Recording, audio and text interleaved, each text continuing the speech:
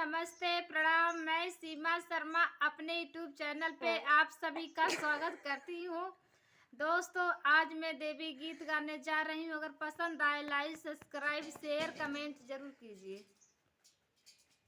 मैया कहवा लगाऊ इतनी देर, जो हते बटिया दोहर बाटी हो। मैया कहवा लगाऊ इतनी बेर, जो हत बटिया तोहर बाटी हो।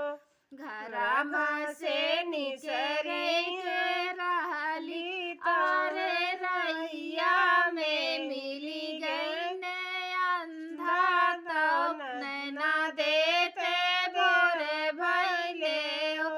अरे रैया में मिली गई ने अंधा, तो नैना देते बोरे भैले हो। मैया कहवा लगाऊ इतनी बेर, जो हत बटिया तोहर बाटी हो।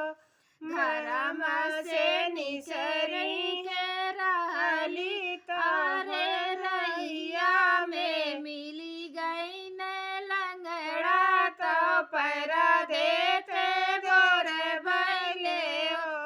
अरे रैया में मिली गई ने लंगड़ा, तो पैरा देते बोरे भैले हो।